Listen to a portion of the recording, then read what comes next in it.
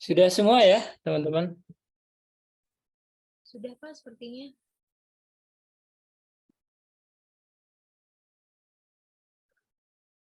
Baik, kita Amanda, sudah semua? Amanda hadir, Pak. Boleh di absen siapa yang belum hadir? Di sini kalau yang saya lihat belum hadir itu ada Yuni Hapsari, Pak, sama Lukman Nurlazuardi, Pak.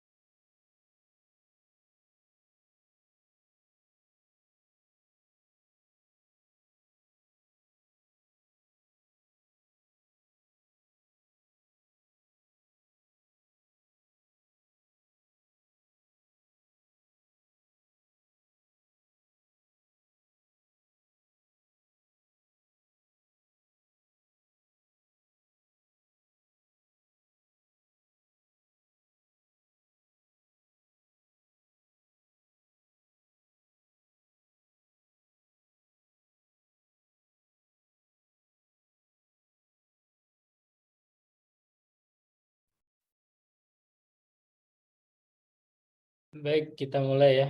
Mungkin tinggal 2 orang yang belum hadir.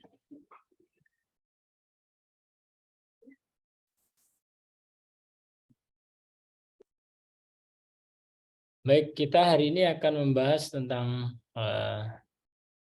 lingkungan kerja dan budaya organisasi ya. Jadi suatu organisasi baik itu bisnis, perusahaan atau organisasi nirlaba seperti eh, klub bola atau eh, perusahaan eh, fundraiser, eh, zakat dan sebagainya. Jadi organisasi kemarin udah dibahas sama Pak Nanang, jadi macam-macam ya. Nah, pasti setiap organisasi punya ciri khas masing-masing ya. Jadi kita akan membahas hari ini tentang lingkungan dan organisasi bisnis, lingkungan internasional dan kegiatan bisnis, kemudian budaya organisasi dan kegiatan bisnis. Nah, tujuannya adalah kita mengetahui secara umum ya, misalnya organisasi itu seperti apa. Kemudian kita juga bisa mengantisipasi ya, kalau misalnya kita masuk, misalnya kita jadi PNS misalnya, itu kan bisnis juga ya. Itu kita harus bersikap seperti apa. Kalau kita masuk lingkungan misalnya PSSI, nah kita harus seperti apa.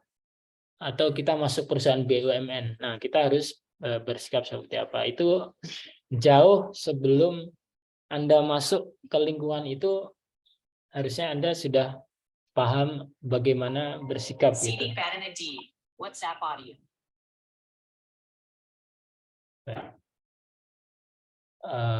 Bentar ya.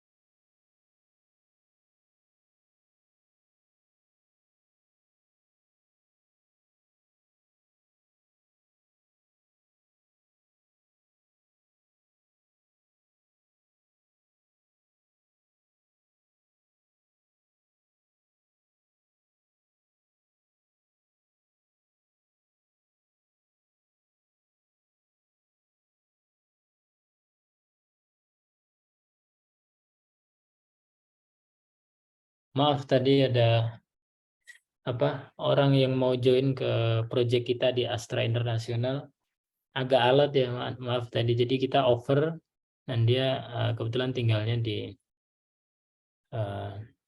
Jogja dan kerjanya kita di Jakarta ya, di Astra. Jadi dia nego dan sebagainya lah tadi telepon. Maaf ya. Baik, kita lanjut. Mengenai jadi organisasi itu berada di satu lingkungan pasti ya. Misalnya kita di Jakarta tentu beda sama lingkungan di Jogja gitu. Nah, dari sisi UMK-nya aja sudah beda. Jakarta 4,5, di Jogja misalnya 1,8. Itu dari, dan kemudian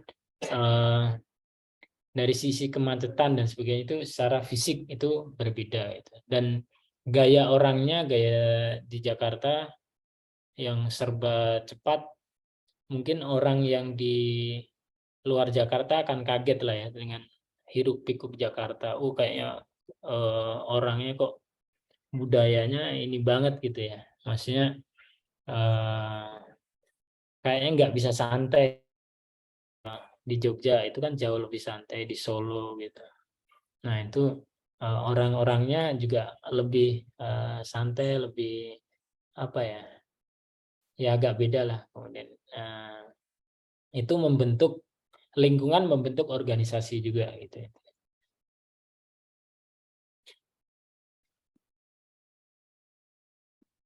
Kemudian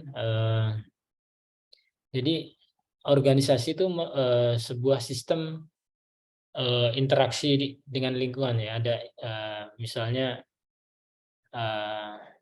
ada inputnya itu dari lingkungan, kemudian sistemnya ada pimpinan juga yang mempengaruhi. Jadi inputnya itu dari lingkungan, kemudian berapa inputan dari filosofi yang dianut oleh, atau mungkin values dari lingkungan dan pimpinan ya, pimpinan perusahaan, bisa jadi output itu yang akan kita bakukan gitu. Nah, ini adalah organisasi dan lingkungannya ya, bisa political, legal, terus ada sosial, ada secara internasional, teknologi, sama ekonomi. Itu eksternal faktor yang membentuk kita. Kemudian ada lingkungan task environment ya. Jadi strategic partner, supplier, customer, sama kompetitor dan regulator. Kompetitor dan regulator itu sangat membentuk ya. Misalnya di migas misalnya. Di migas itu yang menentukan harga itu tidak hanya perusahaannya, tapi regulatornya juga ikut, karena itu termasuk hak hajat hidup orang banyak gitu. Nah, listrik juga seperti itu. Jadi tidak hanya aspek kompetitor. Kita masih ingat kemarin Vivo, masih ingat kan, ketika harganya di bawah harga Pertamina, akhirnya Vivo harus diminta untuk menaikkan harganya ya. Jadi biar tidak jomplang, saya nggak tahu, tapi ya intinya adalah regulator itu mempengaruhi. Jadi BPH migas ya, hilir. Kemudian ada SKK migas di hulu migas gitu. Kemudian di kemarin kita masih ingat ya, kemarin sore WhatsApp bermasalah ya. Bermasalah, disinyalir sih kemarin udah diancam sama Kominfo gitu. Mungkin Anda lebih tahu lah. Tapi intinya ada regulator, ada kompetitor, ada WhatsApp, ada Telegram gitu. Kemarin Telegram juga agak keras gitu, bahwa security-nya WhatsApp itu sangat gampang untuk dijebol gitu misalnya. Nah itu harus, dan sekarang orang ya nggak tahu ya, mungkin pendapat saya pribadi ya, atau di perusahaan kami kami tidak pakai WhatsApp untuk exchange message ya. Jadi kita pakai Telegram untuk uh,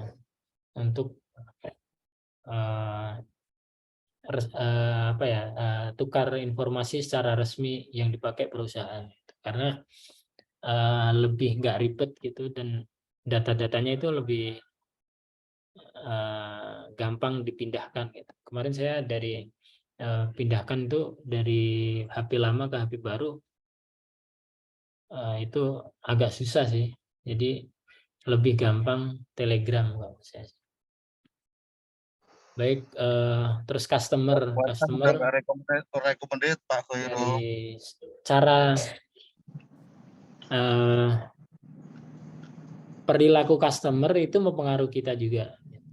Jadi ada customer, kita jual kompor sama kita jual software tentunya berbeda ya pendekatannya. Kemudian supplier yang mendukung kita, misalnya suppliernya kita Microsoft, beda kayak supplier sayuran.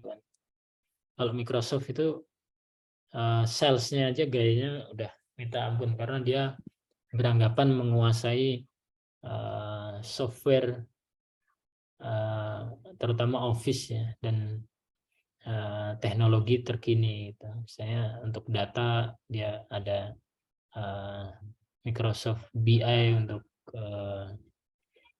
data visualisasi dan sebagainya. Dan itu hanya perusahaan tertentu yang bisa menggunakan softwarenya gitu. Jadi harus certified dan awarded sebagai company yang bisa mengoperasikan, menjual Microsoft gitu.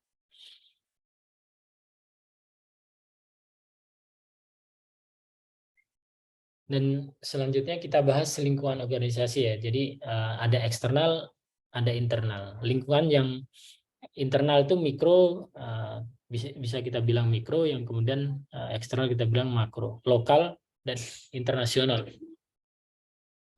Lokal dalam arti ini pemilih, kemudian tim, member, pekerja, dan lingkungan fisik organisasi. Tadi saya bilang misalnya di bisnis distrik, di SCBD, sama di Pulau Gadung di pabrik, tentunya image-nya akan berbeda. Dan lingkungan, coba kalau Anda bekerja di SCBD sama Anda kerja di MM 2100 atau di Pulau Gadung lah, di pabrik Pulau Gadung, itu kan Anda dari segi pakaian aja sudah berbeda kan. Apa iya Anda pakai sepatu boot ke SCBD? Nggak mungkin.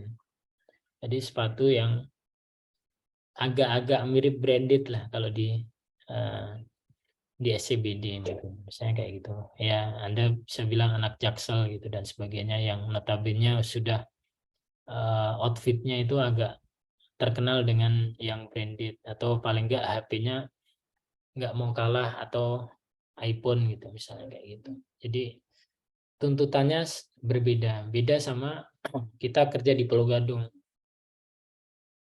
Ini juga 2015 yang membuat kami, perusahaan yang berlokasi di Pulau Gadung waktu itu pindah ke Jakarta Selatan. Jadi untuk membuat employment branding kita agak naik ya image-nya.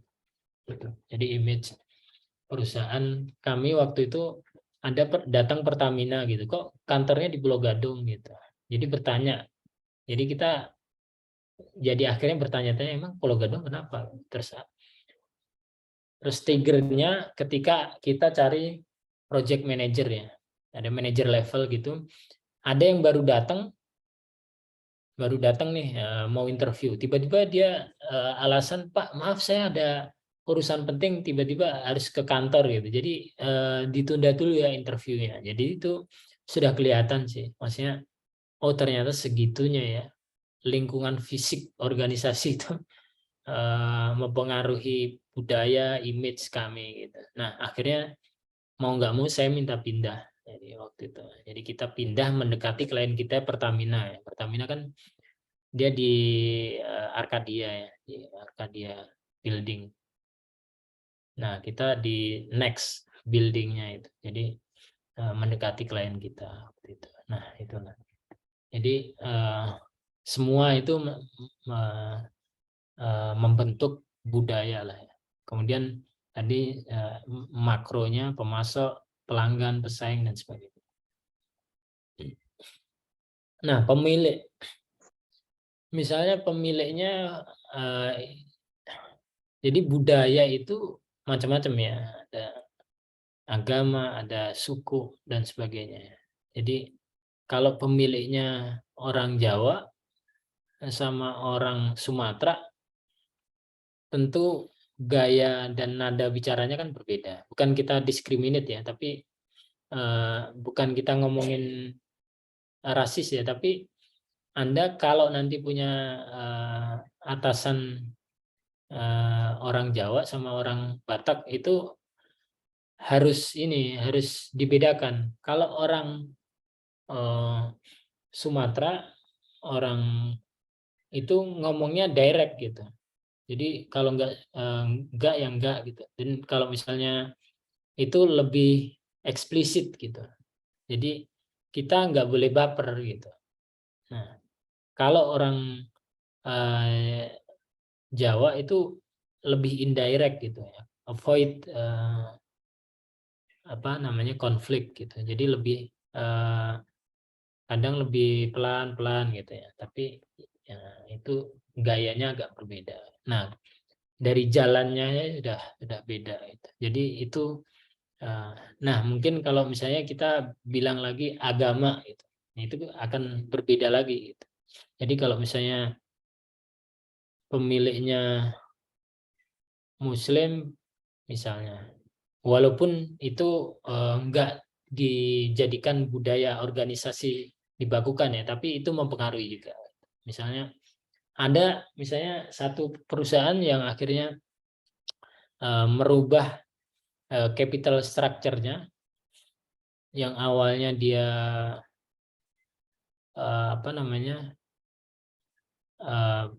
pakai bank sebagai penjamin ya. Tahu-tahu berubah karena hijrah ya, misalnya kayak gitu. Itu capital structure-nya berubah, dia nggak mau pakai bank lagi dan nggak mau berurusan sama bank. Nah itu kan mempengaruhi juga gitu. Nah kemudian tim manajemen, tidak hanya pemilik tapi tim manajemen ini yang mana bos ya secara profesional itu kadang lebih parlente ya daripada ownernya. Kadang ownernya pakai Avanza, dia pakai Mercy gitu. Itu tim manajemennya. Nah ya memang harus seperti itu karena dia membawa image organisasi. Jadi ada satu cerita bahwa satu orang sales ketemu owner. Nah, kemudian setelah ketemu sama ownernya oke, ketemu sama tim manajemen. Loh, kok beda ya? Ownernya pakai Avanza nih. Si tim manajemennya malah pakai Alphard gitu. Nah, itu kadang bisa seperti itu. Nah, dari gaya pemilik sama tim manajemen, leadership-nya juga berbeda pasti. Gaya manage, gaya kontrol juga berbeda. Kemudian para anggotanya, terus pekerjanya itu juga SDM ya. Maksudnya dari sisi SDM, misalnya dari pabrik, perusahaan kerja di pabrik kemarin ya, kita ngelihat yang birokrasi atau labor intensif, yang mana kebanyakan demografinya itu anak-anak SMA mayoritas gitu kan, maksudnya lulusan SMA lah ya, kalau operator gitu-gitu kan hanya lulusan SMA. Kemudian beda sama orang yang IT gitu ya. Nah itu gaya kepemimpinannya harus berbeda pendekatannya. Kemudian lingkungan organisasi, fisik organisasi tadi saya udah jelaskan. Kemudian pelanggan, ini juga tadi saya bilang misalnya kita jual produk sama kita jual service, saya tambahkan akan berbeda. Kalau kita jual produk, kita bisa bilang sales ya. sales manager, mungkin dari si posisi naming atau culture untuk strukturnya juga, namanya juga berbeda.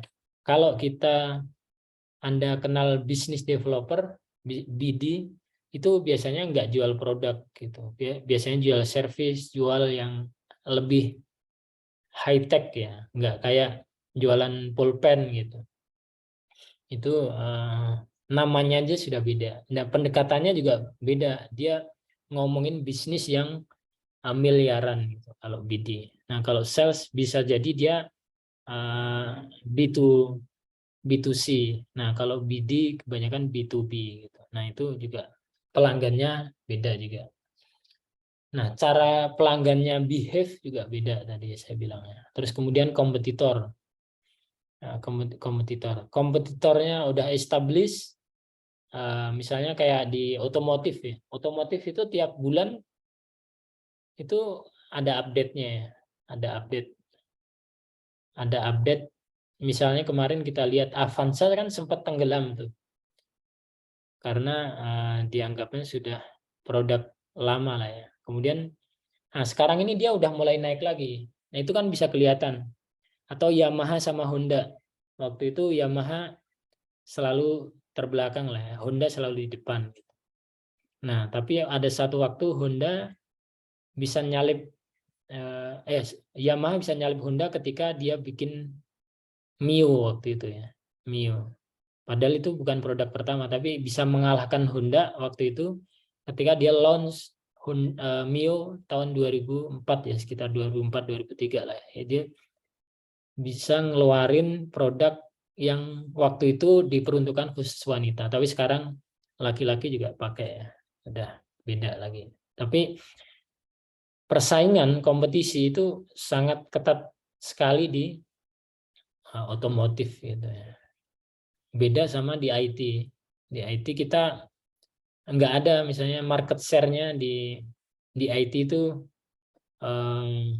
berapa perusahaan ini itu belum segitu kompetitifnya. Jadi kita masih bisa taruh, bisa bilang pakai blue ocean strategi lah ya. Jadi nggak terlalu perang harga gitu. Jadi kita berikan solusi yang tepat dan lebih niche, mungkin kompetitor lain nggak kepikiran. Nah, itu bisa jadi nggak akan perang harga. Jadi kalau di IT kan ada namanya POC ya, proof of concept ya. Jadi ketika konsep yang kita tawarkan klien sudah oke, belum tentu kompetitor lain tuh kepikiran dengan konsep yang kita tawarkan. Jadi ada POC. Kalau jadi sebelum produk jadi, kalau di IT atau service yang kita develop, klien kita sudah tawarkan kalau kayak gini gimana. Jadi ada proof of concept dulu. Sementara kalau di otomotif kan beda tadi. Jadi kita misalnya tadi Astra pakai service kita untuk gali data dulu, maunya konsumen seperti apa sih. Nah, setelah itu kita Astra dia develop atau coba tawarkan produk yang Toyota, Daihatsu dan yang sudah ada di negara lain ditawarkan di kita gitu, di Indonesia gitu. Produk ini kayak bakal laku gitu. Jadi Indonesia itu maunya kebanyakan misalnya MPV, nah gitu. Seperti itu ya. Nah, kemudian pemasok atau supplier ya tadi. Jadi kalau di IT itu enggak se-complicated di manufacturing. Ketika manufacturing itu industrinya sudah gimana ya, udah established gitu ya. Jadi saya secara pribadi pernah 1 atau 2 bulan gitu kerja di perusahaan yang memasok hanya coating ya. Coating itu mewarnai itulah ya, mewarnai besi cagak spion itulah ya. Standnya spion itu, spion motor. itu yang awalnya putih atau chrome itu jadi hitam. Itu hanya seperti itu. Itu hanya seperti itu, ada perusahaan sendiri. Nah itu. Nah, kalau di IT kan nggak segitu complicatednya ya.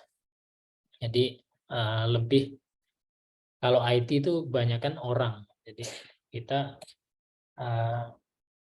yang susah cari orang yang bisa dan fast learning gitu ya. Jadi fast learner. Jadi kalau Anda bekerja di nanti sebagai orang IT profesional, harus cepat belajar ya. Anda harus cari cara biar cepat belajar.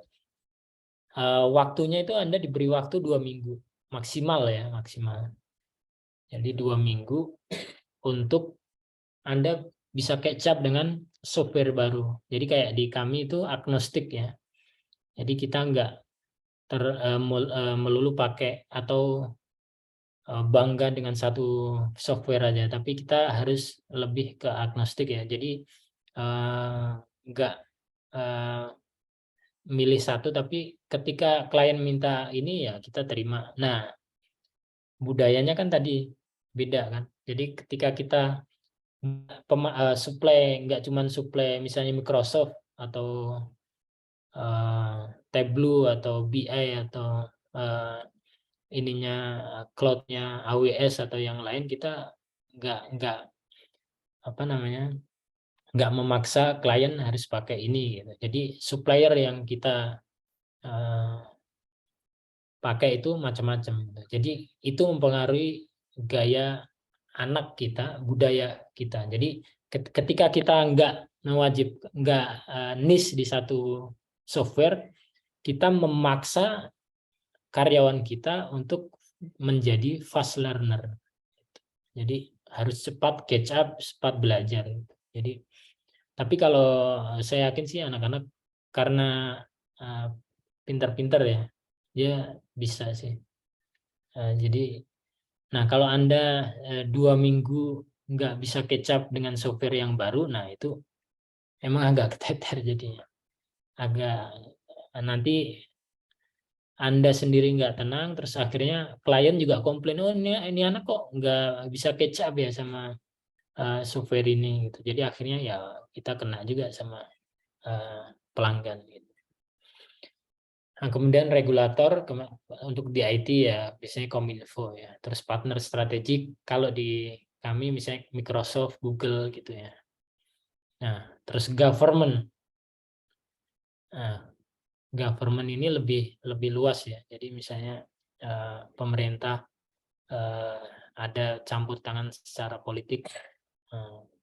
Misalnya ada G2G agreement sama, mohon maaf ya, China atau Amerika gitu. Jadi itu mempengaruhi. Jadi misalnya Indonesia saat ini lebih cenderung bekerja sama dengan baik sama Timur ya, which is blok Timur. Walaupun kita bilang kita non blok, tapi secara bisnis kita lebih dekat sama China, Rusia dan sebagainya daripada saat ini loh ya, saat ini pemerintah saat ini daripada Amerika. Yang mana pemerintahan sebelumnya itu lebih ke Amerika gitu. Dan selanjutnya saya prediksi balik lagi ke Amerika ya, ke Amerika dan Barat lah ya. Kayaknya seperti itu sih. Kalau yang menang sih ini kita nggak ngomongin politik ya, tapi ngomongin bisnis yang mana nggak bisa lepas dari politik. Kemudian peluang, jadi ada market penetration, terus akses terhadap raw material gitu, terus akses terhadap lembaga keuangan. Ini untuk apa namanya, di Indonesia kebetulan kita ada bahan baku melimpah ya, jadi nggak kayak Inggris atau negara Barat yang saat ini lagi kelabakan masalah BBM gitu ya. Jadi ketika Rusia diembargo, nah Inggris, Jerman itu saat ini menjerit ya. Ketika jadi ada living cost yang naik. Jadi ada life crisis ya. Jadi mengancam lah ya. Jadi orang-orang yang hidup atau perusahaan yang hidupnya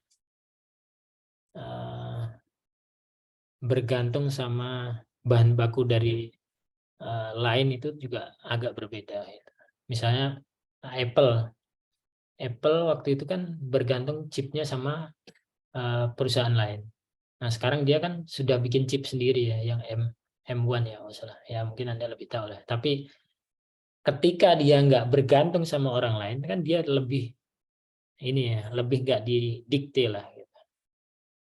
Nggak di, Anda sangat bergantung sama kita gitu. Itu. Terus kemudian ancaman ya.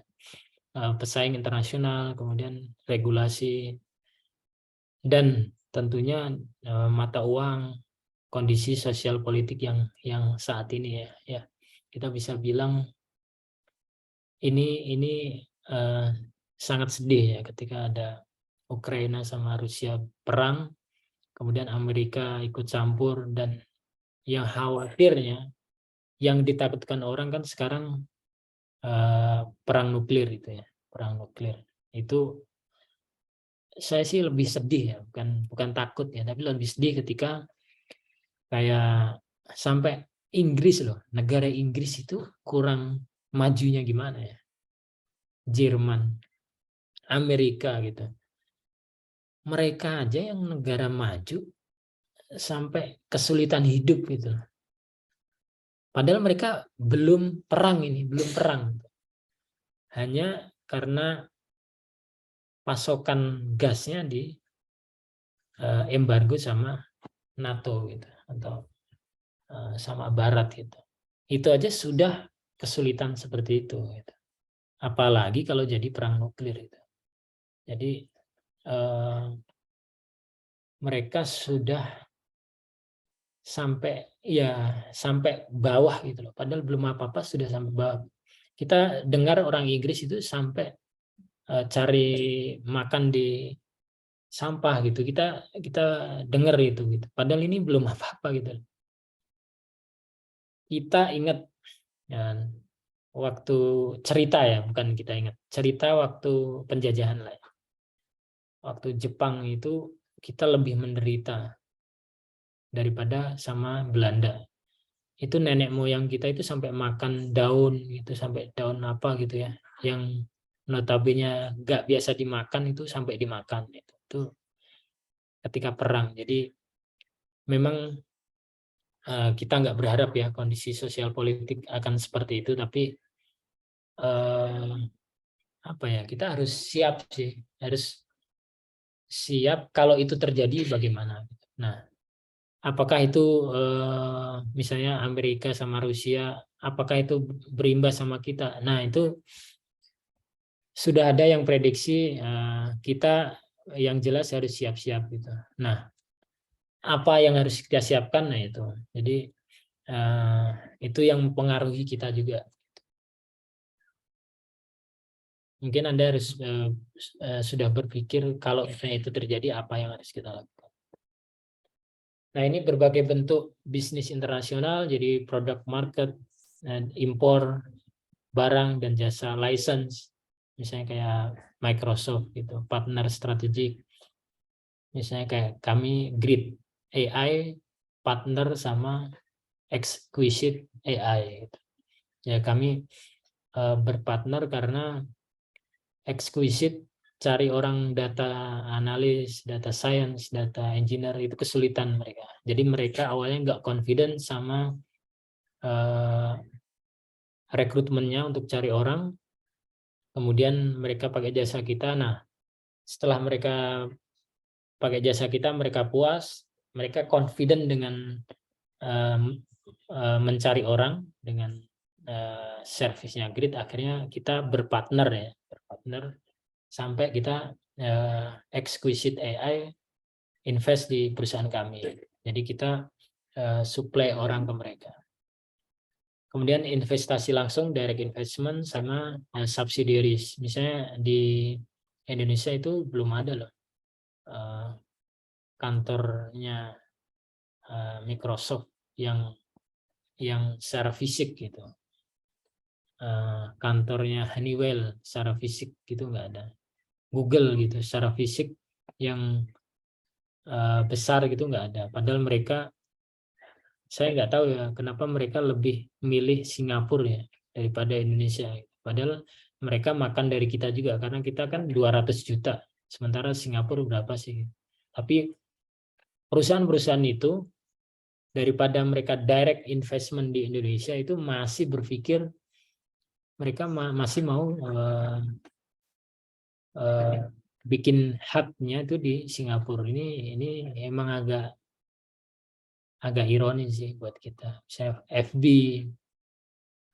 Microsoft, Google gitu, bahkan LinkedIn itu nggak punya kantor di Indonesia. Padahal kita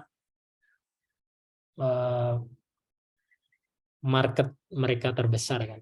Tapi mereka nggak tahu kenapa. Mungkin Singapura lebih pintar dalam inilah ya, berdiplomasi.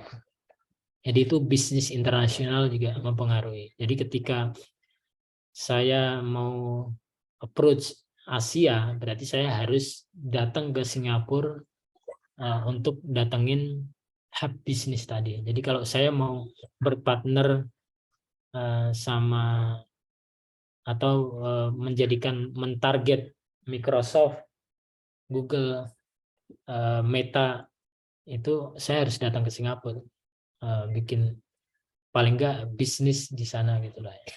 Walaupun mungkin saya nggak harus punya kantor di sana, tapi saya approach harus sering datang ke sana. Dari situ kan itu memengaruhi. Jadi awalnya kita hanya di sini, kita harus lebih sering waktu kita fly ke sana gitu. Jadi agak berbeda dari sisi tuntutan kerjanya atau budaya kerjanya. Jadi kalau kita hanya di Indonesia ya udah di sini aja kan, nggak harus keluar. Ketika saya approach international approach, apa yang budaya yang paling dituntut apa? Ada yang tahu nggak? Kalau saya approach misalnya Google atau Meta, apa yang harus kami bisa atau budaya apa yang harus kita bisa? Ada yang bisa jawab?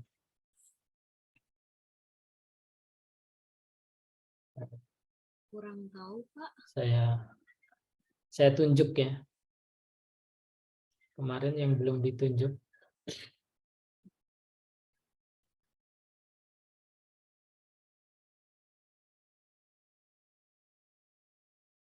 Volunteer, ada yang bisa? Budaya apa? Misalnya saya harus hire BD, Business Development Manager, untuk mentarget Meta. Apa yang harus ada di budaya apa yang harus dirubah? Ketika saya harus, ketika kita hanya mentarget perusahaan lokal. Gitu. Kita tunggu. Kalau nggak ada, Lukman tadi udah hadir belum Lukman?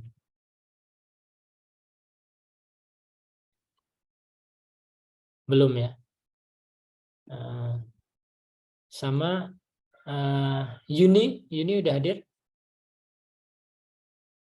Belum juga. Baik, kita tunjuk yang lainnya. Kemarin, kalau misalnya kemarin udah saya sebutin, mungkin ganti yang lain.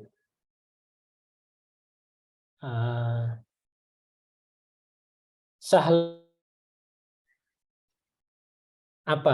Nggak apa-apa, nggak salah juga nggak apa-apa kok. Nggak ada benar atau salah. Itu kan pendapat kita, feel free lah.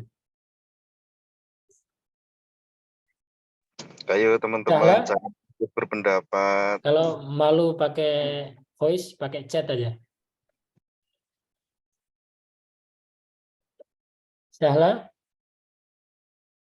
Nggak ada. Teman-teman, kalau misalnya nanti saya panggil 3 kali, Anda nggak nyaut, Anda saya anggap nggak hadir ya. Mulai minggu depan ya, mulai minggu depan. Jadi kalau saya sebutin Anda nggak nyaut, berarti Anda either nggak hadir atau jangan-jangan malah suaranya di mute ya. Hikmal. Mulai minggu depan kalau saya itu Anda at least Anda chat aja. Hikmal? Hikmal hadir? Ayo dong teman-teman. Masa takut bersuara? Nggak ada juga. Fanya? Fanya? Nggak ada juga ya. Oh ini agak pasif ya kelasnya. Baik. Amanda kalau gitu. Ketua Hadir, kelasnya. Pak. Hadir, Pak. Amanda. Hadir, Pak. Kalau menurut Amanda, apa yang ada di posisi itu? Mohon maaf, Pak. Bisa diulangi lagi pertanyaannya, Pak? Nggak ada juga ketua kelasnya. Ada, Pak. Amanda ada, Pak. Amanda hadir, Pak. Baik, karena nggak ada jawab, saya jawab sendiri ya. Amanda hadir Pak katanya. Jadi ketika Amanda kita hadir, ngomong Pak. sama orang luar, berarti kita harus budayanya bahasa ya. Kita harus ada tuntutan bahasa Inggris lah. Jadi berarti BD yang kita hire harus bisa bahasa Inggris itu sih. Sesimpel itu sih pertanyaan saya.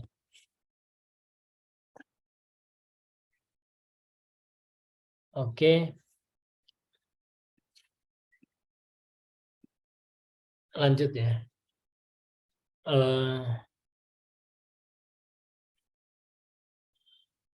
Berbagai jadi terus tarif dan kuota. Jadi ketika misalnya di Turki sekarang itu memang inflasinya jauh lebih gila. Sekarang inflasinya mereka 60% gitu ya, sekitar pokoknya tinggi sekali lah ya. Itu emang dibuat sama Erdogan atau China ya, yang mana uangnya dibuat lebih rendah gitu, sehingga harga mereka itu jauh lebih murah gitu, sehingga tuntutannya ketika itu dibuat lebih murah, maka orang akan berbondong-bondong beli produknya China gitu, karena terkesan lebih murah, padahal sebenarnya sih enggak juga, karena tarifnya itu atau harga uangnya itu dilemahkan gitu. Jadi budaya apa yang harus disiapkan China? Jadi perusahaannya itu harus produksi barang jauh-jauh lebih murah gitu, karena tuntutannya ya. Jadi harus produksi secara masif lah. Misalnya dia harus produksi dalam skala besar gitu. Jadi hebatnya China itu ketika mereka pasang harga yang murah, walaupun kelihatannya murah menurut saya, itu mereka produksi apa itu di home industry. Jadi saya kan di kampus dulu ada temen di kelas itu ada temen yang internasional ya, maksudnya di kelas itu ada 2 orang China ya. Itu dia bilang memang industrinya bukan corporate besar gitu, tapi home industry dulu awalnya. Jadi misalnya bolpen, itu yang ngerjain ya kayak ibu-ibu PKK gitu. Jadi mereka dibayarnya per item, jadi bukan per gaji kayak kita gitu. Jadi productivity-nya itu tinggi sekali mereka, makanya bisa produksi segitu masifnya produknya. Kemudian harganya sudah mahal, kemudian tarif secara internasionalnya juga jadi lebih rendah gitu. Terus komunitas internasional WTO OPEC, NAFTA, Uni Eropa gitu. Nah, Uni Eropa ini sekarang lagi maksudnya lagi bermasalah ya dari segi ekonomi karena mereka bergantung sekali sama Rusia, gasnya Rusia dan sebagainya. Gas Rusia, kemudian gantungnya Ukraina itu. Kemudian perbedaan budaya antar negara, tadi cross culture, terus simbol bahasa ya terutama. Jadi kemudian ini yang mau saya pesankan ke anak IT ya.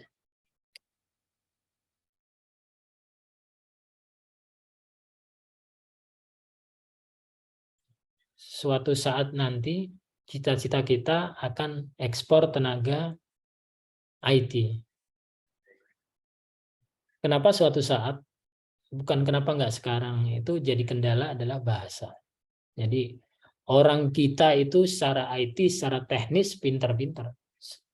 Bahkan saya nggak ragu ITTS bisa menyaingi ITB mungkin dalam hal teknis, mungkin cyber security-nya dengan adanya Pak Ono. Tapi secara internasional, karena kita bukan negara yang Inggris ya, walaupun kita juga Inggris tapi nggak lama gitu ya, nggak persemakmuran Inggris itu ya, itu bahasanya memang kalah sama India. Tapi mereka, which is Barat, Australia, terutama target saya sih, saya secara sebagai pimpinan perusahaan di Grid, saya akan mentarget Australia. Australia kita akan kirim orang IT itu ke Australia karena mereka kekurangan orang ya secara keseluruhan, bahkan bukan cuma IT. Untuk memetik anggur aja mereka sampai impor orang.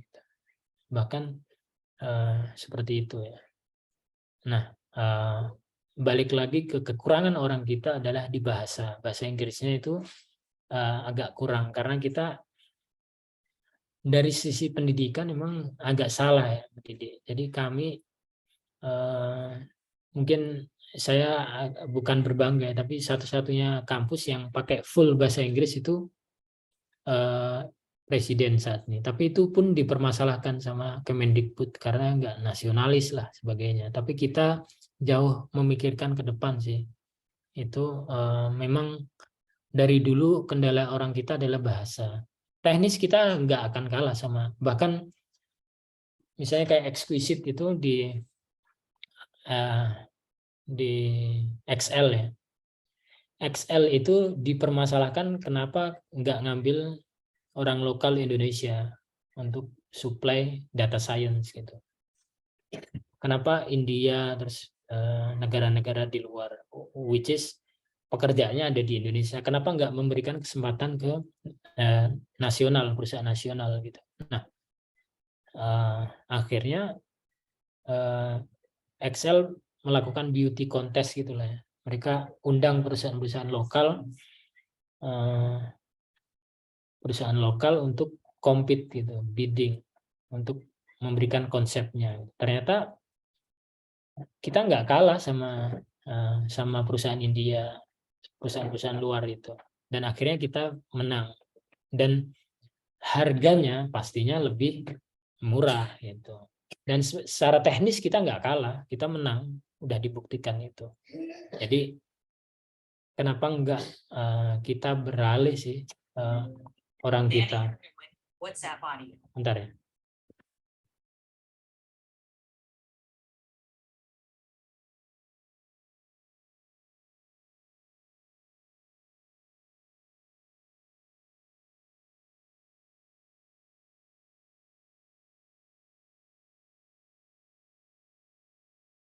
Mas.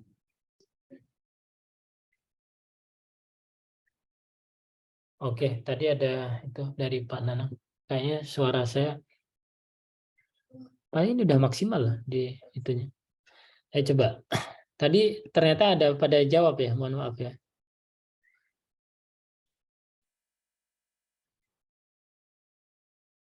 Oke, saya Tapi suara saya jelas ya?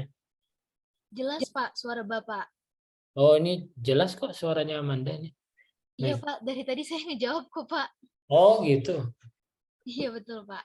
Ya, ya. Mungkin tadi kurang dibesarin kali ya. Baik. Maaf nih laptop baru. Jadi masih penyesuaian. Biasanya pakai itu ya, pakai Microsoft. Ini Baik. gara-gara Apple ini mesti. Iya nih. Kayaknya masih secara ini masih gaptek ini. Gara-gara Apple Croak jadi ya Iya. sudahlah. Tuntutan budayanya beda ini. Lanjut tuh. Baik. Oke, jadi kita langsung ke ini ya, culture secara mikro ya, budaya organisasi. Ini contoh real case-nya di XAI. Kemarin saya udah share ya, jadi ada masalah sama kehadiran, WFA dan sebagainya. Gimana sih kita memanage orang yang nggak hadir? Itu masih pertanyaan besar di HR gitu. Itu yang kita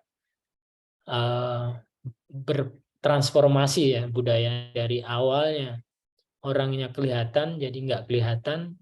Awalnya kita manage pakai fingerprint, yang sekarang nggak bisa gitu. Jadi kita harus berubah gitu. Nah, ini merupakan nilai values tadi, misalnya dari suku atau agama atau norma-norma yang dianut secara kolektif ya. Jadi budaya organisasi itu nggak bisa tiba-tiba jatuh.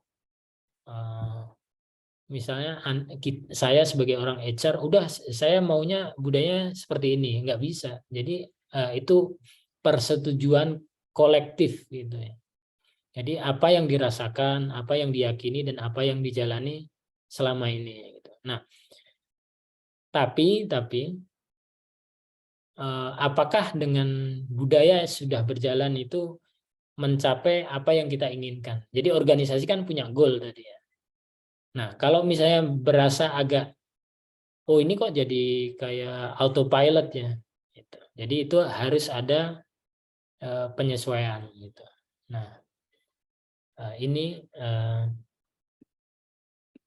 apa namanya 4 macam budaya organisasi ya, yang kita apa namanya corporate biasanya kita anut. Tadi pertama, kalau kita kerja di Kominfo atau sebagai PNS, maka budayanya kan birokratik ya. Itu ngikutin teori manajemen klasik kemarin. Nah, kalau misalnya, nah ini terbentuk karena ada eksternal faktor, terus apa namanya faktor eksternal, internal, dan stability ya. Atau kalau kita ngikutin kemarin teori kemarin, kita kalau tuntutannya itu misalnya pekerjaannya rutin atau pekerjaannya dynamic, itu beda. Stability-nya atau flexibility-nya tinggi, nah itu tuntutannya akan berbeda. Nah, kalau misalnya perusahaannya itu aja, kayak misalnya bikin mobil gitu kan, itu monotonnya. Nah, itu maka stable. Nah, kalau stable, kemudian eksternal faktornya tadi nggak terlalu ya, fokusnya lebih ke internal, nah maka itu lebih ke birokratik ya.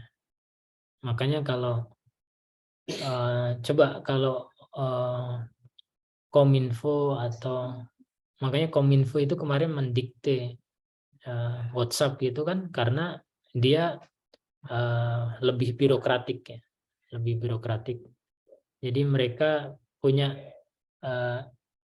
nilai-nilai formal, ekonomi, rasional, dan kepatuhan yang mereka anut lah.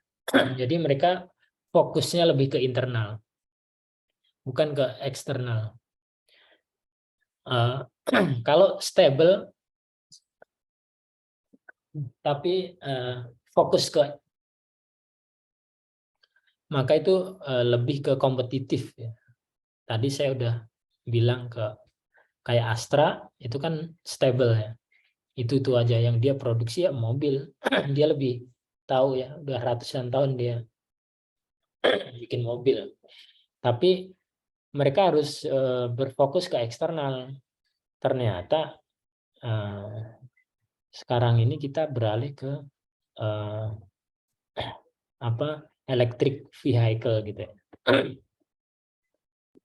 Walaupun memang belum jangka pendek ini, tapi sudah ada misalnya Wuling mengeluarkan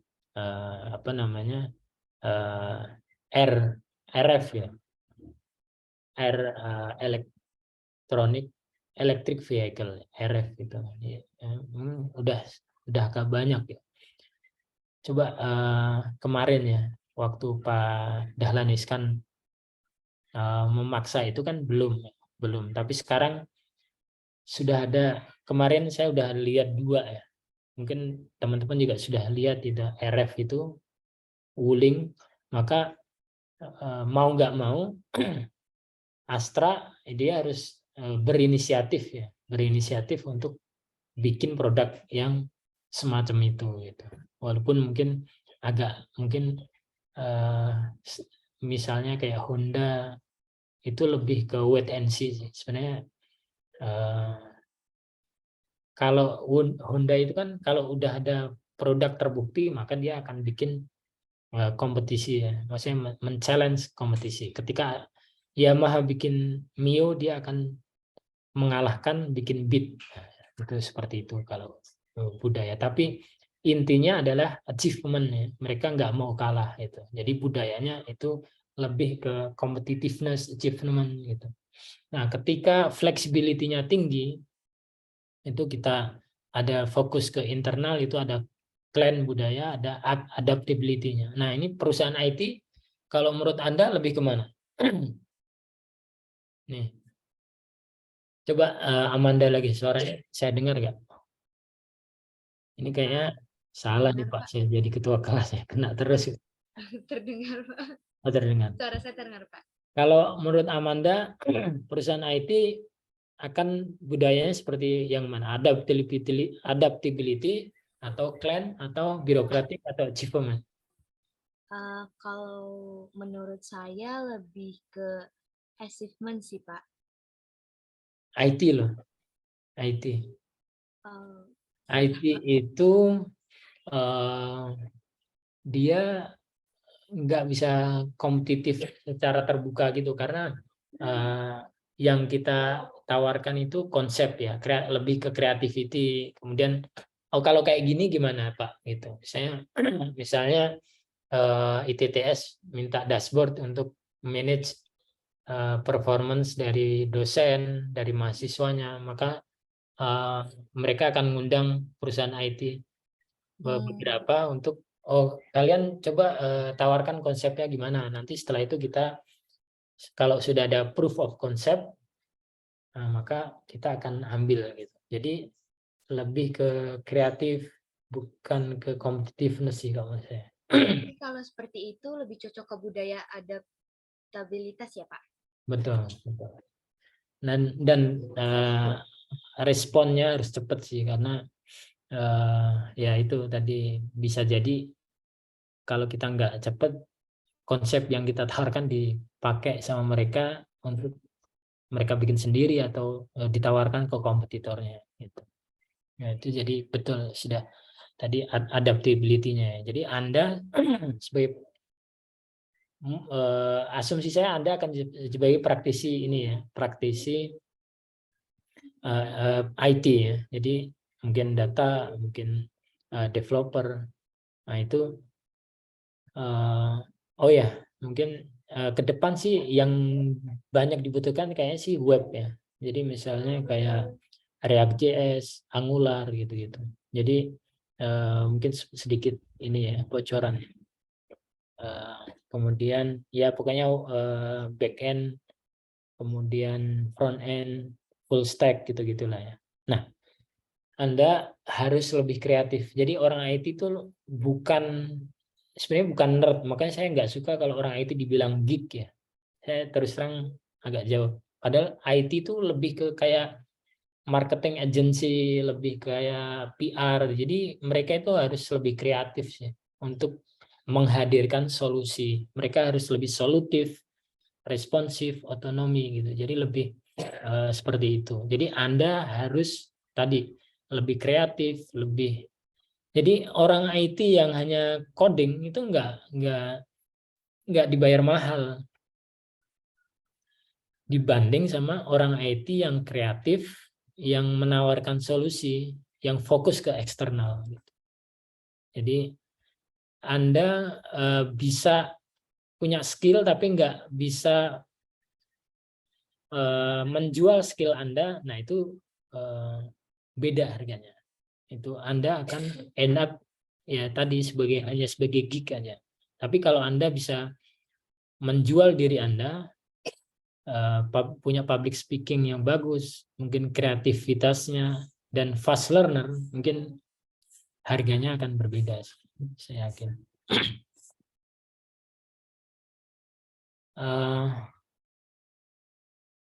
Ada pertanyaan sejauh ini? Amanda ingin bertanya, Pak. Baik. Kalau untuk budaya birokratik itu, Pak, apakah lebih banyak digunakan oleh lembaga organisasi pemerintahan, Pak? Mostly pemerintahannya, walaupun sebagian kecil pemerintahan itu BUMN atau lembaga pemerintah kayak Kominfo dan sebagainya itu sudah pasti birokratik ya. Tapi ada sebagian kecil BUMN, misalnya bank, kita lihat lah ya. Walaupun birokratik tapi lebih ke inilah ya, lebih ke ada competitiveness-nya ada juga karena dia berkompetisi sama perusahaan kayak BCA itu. Jadi lebih ke achievement juga, ada sebagian misalnya bank gitu ya. Jadi ketika coba kalau bank apa ya, mandiri pelayanannya kayak di kelurahan gitu, Anda apakah milih bank itu? Pasti Anda akan milih di BCA. Ini uang saya, masa saya diperlakukan kayak, oh ini harus syaratnya kurang nih, harus ada izin dari RT dulu. Nah, itu kan beda banget ya. Jadi memang kebanyakan lembaga pemerintahannya, jadi lebih birokratik. Tapi again ada university itu juga birokratik juga, karena itu lebih ke legitimasi juga ya. Kalau enggak nanti nilainya dipertanyakan. Baik, Pak. Terima kasih, Pak. Sama-sama.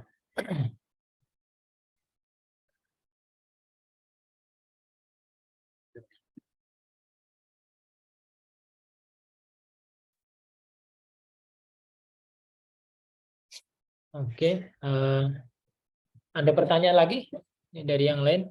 Pak, saya mau bertanya, Pak. Wah, ini Maulana. Siap. Tadi kan ada yang budaya klan ya, Pak. Itu contoh perusahaannya itu kayak gimana ya, Pak? Jadi ini lebih ke ini ya, lebih kayak kooperasi gitu. Kayak kooperasi lebih kayak non-profit organization gitu. Jadi dia lebih sosial lah. Enggak lebih kayak sosialis ya. Jadi kita bersama, tumbuh bersama gitu. Jadi nilai-nilai yang winning atau heroes gitu ya. Jadi atau ada juga perusahaan family business itu biasanya pakai itu, pakai budaya klan. Jadi kalau kita lihat, mohon maaf ya, tapi kayak perusahaan-perusahaan kecil-kecil family business yang digelodok itu biasanya pakainya seperti itu. Walaupun lebih fleksibel, tapi dia lebih pede sih sama internal values-nya mereka. Jadi lebih apa ya, lebih sederhana, lebih adil, jadi seperti itu. Jadi family business biasanya mereka pakai itu. Semoga menjawab ya, Maulana. Iya, Pak. Terima kasih, Pak. Baik, kemudian ini contoh ya, contoh budaya yang sudah dibentuk lah ya, ini yang sudah dibentuk. Kayak Sakai itu Mitsubishi, Sakai, Tomone, atau biasanya ini kayak Toyota dia punya quality Toyota Way gitu ya. Terus ada McD, service quality, kebersihan dan values. Singapore Airlines, BRI, itu integritas, profesionalisme. Nah ini kan tadi berbeda ya, kepuasan nasabah itu kan. Jadi prioritas mereka, keteladanan. Nah BRI ini ngikutin tadi ya, yang achievement ya, budaya achievement. Karena walaupun dia stable, dia sebenarnya agak birokratik juga kan bank itu, tapi karena itu untuk menjaga security-nya, tapi dia lebih kompetitif, enggak kayak lembaga Kominfo atau misalnya tenaga kerja gitu ya. Kementerian Tenaga Kerja, atau bahkan yang itu Kementerian Dalam Negeri ya, which is Dukcapil gitu ya, Dinas Pendidikan dan Kependudukan dan Catatan Sipil. Itu kan lebih birokrasi lah ya. Anda nggak bisa prioritasnya kepuasan pelanggan. Coba deh kalau Anda di Dukcapil atau Kementerian Agama, coba. Setiap orang boleh nikah, terserah mau, yang penting Anda puas, pasangan Anda puas gitu. Kalau Anda menikah ya udah mau cewek sama cewek, cowok sama cowok, atau beda agama gitu, itu beda. Jadi prioritasnya bukan kepuasan pelanggan, tapi legitimasi dari lembaga itu. Jadi untuk mencatat bahwa keturunan yang diciptakan dari pasangan itu adalah pure menjadi orang yang baik dan sebagainya gitu. Jadi nggak sembarangan gitu. Terus tadi ada yang lain, Toyota Way itu kayaknya Anda kalau misalnya nanti bekerja di manufacturing, jadi IT-nya perusahaan misalnya Astra, Anda jadi IT-nya Astra sama IT-nya konsultan itu beda loh ya. Jadi kalau IT-nya Astra, Anda budayanya juga agak birokratik juga, terus terang. Jadi walaupun Anda nanti IT, tapi walaupun di Astra yang perusahaan notabene agak birokrasi, agak kompetitif lah ya, adaptif, achieve tadi, tapi Anda harus siap dengan stability-nya yang mereka ada unit-unit yang birokratif, karena mayoritas kalau Anda di plan ya, terutama kalau Anda di plan, mungkin ditempatkan IT di plan ya, misalnya IT untuk ngurusin infrastrukturnya Astra Honda Motor gitu. Nah itu kan Anda ditempatkan, walaupun Anda orang IT kan di Kerawang kan, harus robotiknya, automationnya gitu. Itu budayanya ngikutin orang-orang yang mayoritas di situ, which is mayoritas kebanyakan orang-orang lulusan STM gitu. Jadi agak berbeda. Nah ini agak bagaimana budaya terbentuk ya. Mungkin waktunya cepat banget ya, udah 11:30 ya. Saya sebenarnya nggak mau lama-lama ya, cuman tiba-tiba waktunya cepat ya. Semoga aja Anda nggak bosan ya. Ini filsafat pendiri tadi, kemudian kriteria seleksi. Jadi ketika filsafat dari pendiri organisasi itu dituangkan, tentunya filsafat pendiri itu memengaruhi, karena ini perusahaan kita yang punya kan. Misalnya yang punya Perancis, corporate Perancis sama corporate konglomerat Indonesia kan berbeda. Kemudian kriteria seleksi tadi itu dijadikan untuk kriteria seleksi. Kalau misalnya perusahaan Perancis, berarti Anda harus bisa bahasa Inggris kan. Nggak mungkin Anda saya ngomong sama atasan saya yang orang Perancis pakai bahasa Indonesia kan. Walaupun mereka dituntut untuk bisa bahasa Indonesia. Tapi tuntutannya kan hanya bisa iya gitu, apa kabar gitu, gitu doang kan, nggak sampai bisa fasih. Walaupun saya ada sih atasan yang dulu sudah 20 tahun dia udah bisa, bahkan bahasa Indonesianya itu lebih pintar dari saya gitu. Karena dia sudah kerja 20 tahun di Indonesia, istrinya orang Indonesia ya. Tapi ketika pendirinya itu misalnya corporate Prancis, konglomerat Prancis sama konglomerat Indonesia itu berbeda. Jadi paling tidak kriteria seleksinya harus bisa bahasa Inggris gitu. Beda sama perusahaan Indonesia gitu. Kemudian manajemen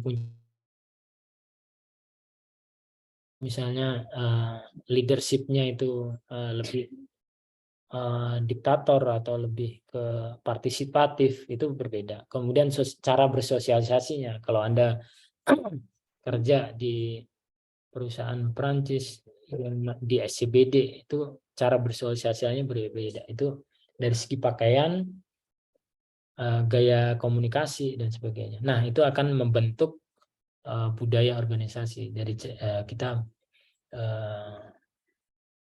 budaya itu terbentuk nggak tiba-tiba tadi ya, nggak cuman di atas kertas.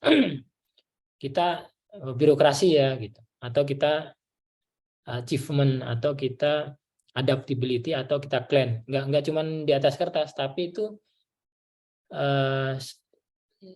kalau itu lewat cerita-cerita atau ritual itu bukan ini ya, bukan sholatnya gitu, bukan ya, atau kita sembahannya gitu, bukan, tapi lewat sosialisasi. Ritual itu habit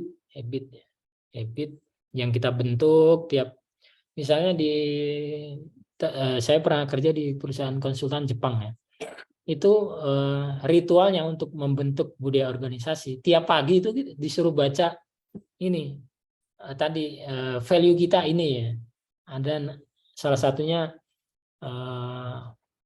kalimatnya gini, we serve more faster than cup and noodle gitu. Kita serve klien kita lebih cepat daripada bikin segelas pop mie. Itu budaya kita yang kita bentuk waktu itu. Salah satu butir Pancasilanya lah itu. Itu disuruh baca tiap pagi. Nah, itu ritual. Jadi bukan ritualnya itu ini ya, tapi terus kemudian kita bikin gimmick atau simbol material. Kemudian kita bahasakan, misalnya partai, budaya organisasinya dibikin kayak pohon beringin, banteng, seperti itu. Nah, itu bahasa gitu ya. Bahasa, terus gaya komunikasinya itulah. Itu gimana budaya terbentuk. Dan itu nggak gampang. Itu butuh tahun ya, nggak cuma sehari 2 hari. Kita birokrasi ya, itu nggak bisa kayak gitu. Itu dari cara kita bersosialisasi dan sebagainya. Nah, ini faktornya. Jadi pengalaman organisasi seperti tadi, kita sebenarnya sih nggak mau terlalu ngatur ya, misalnya di XAI tadi ya, exquisite AI, tapi ada aja orang yang ngilang gitu ya. Nah, kita harus berpikir ulang, apakah organisasi ini budayanya sudah terbentuk gitu, kok ada yang susah dihubungin gitu, ada yang nggak komit gitu. Nah, akhirnya dari masukan gitu, kita dari pengalaman itu, kita berbulan-bulan ini, tadi saya cerita ke Pak Nanang bahwa November kita hektik banget. Kita akan launch budaya kita. Kebetulan nih ya, mungkin kebetulan sekali kita akan launch format atau budaya baru kita di Bali nanti. Mungkin di 24 November. Jadi kita akan godok budaya kita yang baru, which is slightly a bit different ya dari sebelumnya gitu. Nah, bisa aja bukan dari pengalaman yang di ghosting tadi ya. Kalau kita kan di ghosting karyawan kita itu ya. Atau kalau Anda berpasangan di ghosting pacar gitu, misalnya kayak gitu. Jadi kita harus, saya harus bikin nih tiap pagi harus ngomong kamu tiap pagi harus WA saya gitu, sudah makan belum gitu, misalnya kayak gitu. Nah itu atau dari prinsip atau norma dan keyakinan. Tetap budaya, suku, cara gaya bicara dan value-value itu mempengaruhi. Misalnya contohnya dua yang berbeda antara Indonesia sama luarnya. Kalau orang Barat, ketika kita diajak bicara, kita itu harus tatap mata ya. Kita kalau Anda diajak omong orang bule, kita harus eye contact-nya, kita harus natap matanya. Coba kalau kita budaya Indonesia, coba kita kalau ngomong sama orang tua, berani nggak kamu tatap mata orang tua itu? Kayak di Deddy Corbuzier ya, tatap mata saya itu nggak mungkin. Bisa, apalagi orang Saya Jawa. disuruh pulang itu nanti. Nah itu Pak Nanang yang orang Jogja ini pasti itu kalau kita ketemu Sultan diajak ngomong terus kita tatap matanya itu. Iya. Ini saya kebetulan ini banget ya. Itu agak tersinggung juga sih. Staf saya pernah dimarahin karena itu ya. Karena dia ada kesalahan gitu. Nah, ketika dia ngomong kan kalau budaya kita kan kita kalau diomongin dimarahin kan kita nunduk kan. Nah, itu sampai hey, listen. Si gitu. Dia bilang tatap mata saya gitu.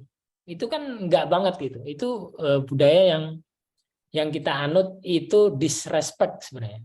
Nah, berkebalikan sama orang tadi, orang luar. Itu justru kita itu disrespect kalau kita enggak eye contact gitu. Nah, itu kan berbeda. Nah, itu nanti ada namanya universal values lah ya. Jadi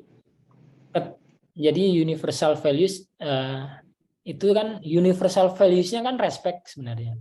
Tapi how kita the way kita respect itu berbeda-beda. Jadi nggak ada norma lokal, ada norma yang istilahnya tabrakan lah di sini ya, konflik. Jadi saya culture shock sih waktu itu. Jadi itu, nah jadi setelah itu saya bilang ke anak buah saya, ya Pak, memang itu kita biasanya itu nggak respect, tapi khusus untuk orang bule ya kita mau nggak mau kita harus pantengin matanya gitu. Jadi itu menurut mereka seperti itu. Gitu. Apa saya bilang sih itu apa ada gagar budaya istilahnya culture shock bahwa itu berbeda sama values kita gitu. Kita nggak boleh eye contact sama orang yang lebih tua, apalagi atasan kita yang menghidupi kita istilahnya. Nah ini langkah memperkuat budaya organisasi. Ini kebetulan yang akan kita lakukan. Ini mungkin saya belajar juga, saya akan mempraktekkan. Jadi memantapkan nilai-nilai budaya. Ini yang bulan-bulan ini, minggu-minggu ini, dan hari ini biasanya rutinitas kita setiap hari Rabu sama top manajemen itu menggodok ini budaya. Kita sudah ini sih sudah conclude bahwa budaya kita itu ada 3.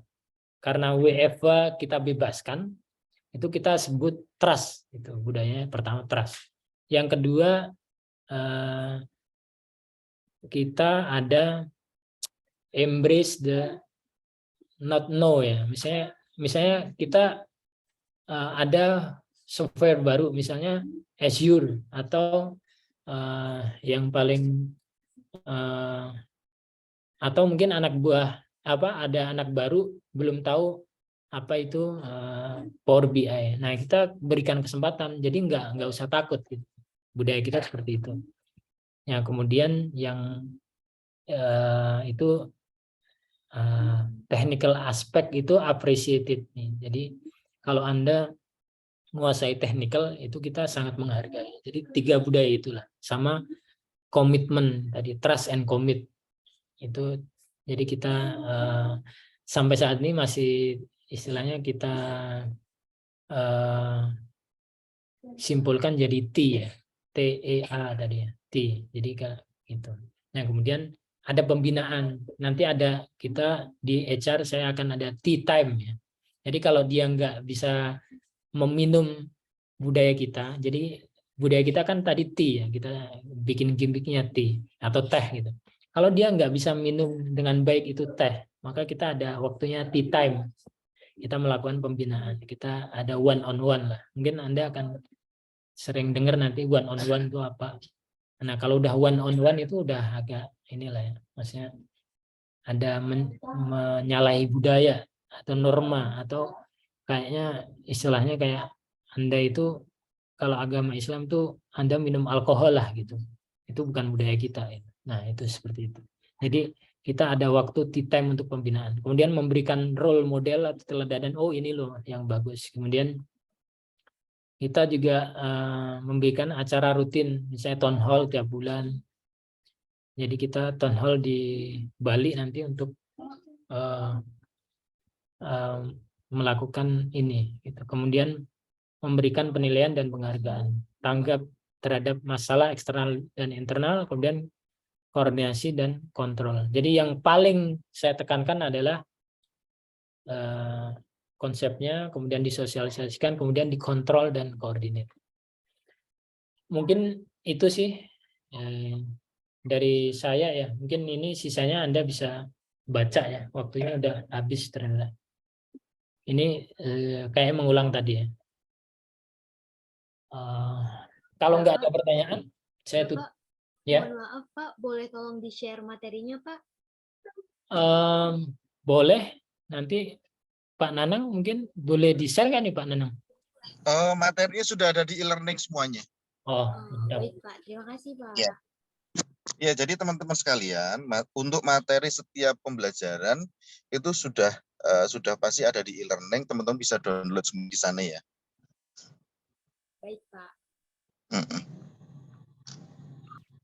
Ada yang mau nanya? Kalau nggak ada, kita tutup. Ada tambahan dari Pak Nanang mengenai kelas ke depan? Apa ya? Enggak sih. Paling mengingatkan aja tadi terkait tugas ya. Tugasnya jangan lupa untuk dikerjakan. Kita kan presentasinya nanti setelah ini kan ya, setelah mid semester ya. Iya Pak, betul. Iya. Saran saya untuk teman-teman, silahkan banyak berinteraksi ya. Banyak.